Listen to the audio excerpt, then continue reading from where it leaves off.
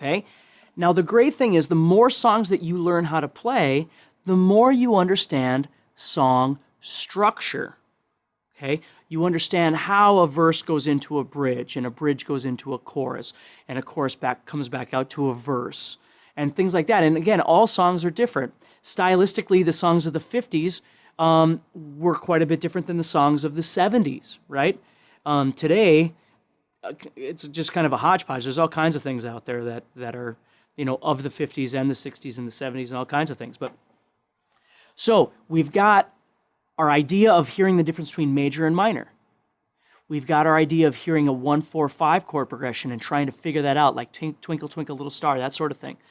Then we've got this implementation of the 6 chord coming in, right? And learning to hear that minor sound added into those chord progressions, okay? Again, I gave you a host of ideas of song styles and bands and things like that use those, okay? Then we looked at the 2 and the 3 and how we could add those minor chords in.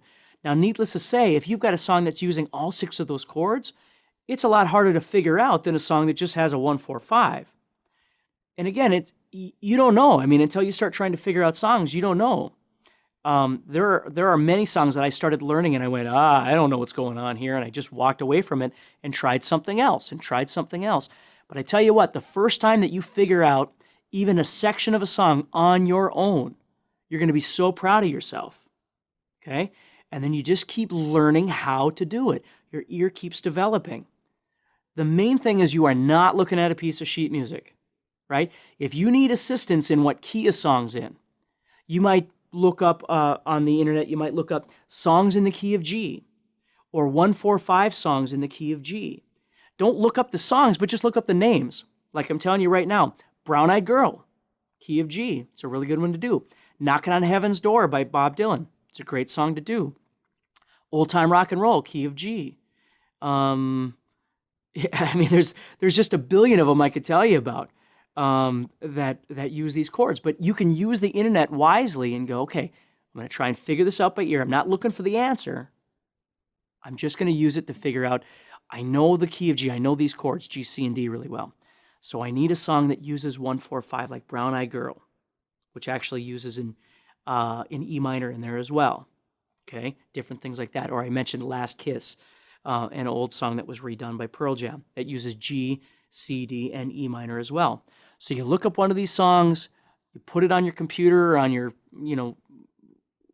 digital device, whatever it is you have, MP3 player, and you listen to it. You don't figure it out, you just listen to it. And you start trying to figure out how the song is going in your head. It sounds like a 1 to a 5. Okay, I already know it's in the key of G, because I looked it up. I know it's in the key of G. I looked up 1-4-5 songs in the key of G. Or Steve told me that Last Kiss is in the key of G, right? So you look up the song and you start trying to hear those chord changes. And you will be able to do it. You just have to take the time with it. Okay? So I want you to explore that. Okay? Start looking up some of these songs, trying to build this 1-4-5, this 6 chord in there, this minor 6 chord, maybe the 2 and the 3 in there a little bit. You can always email me if you want ideas for songs, if you're having a hard time. But like I said, the goal is absorption. It's in here. It's in your ears. It's not in trying to figure it out right away. You don't even use your guitar. You just listen to the song. Maybe you listen to the song 5 times, 10 times, 20 times. Maybe you just listen, like I was telling you with the needle on the record. Maybe you just listen to the first part and you stop. Then you just listen to it again, you stop. Just listen to it again, and you just keep absorbing that idea, okay?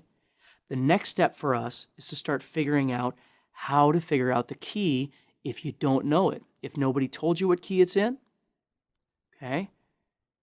How do you figure it out? So that's our next step. So please explore what you've got right now, and then come on back when you're ready.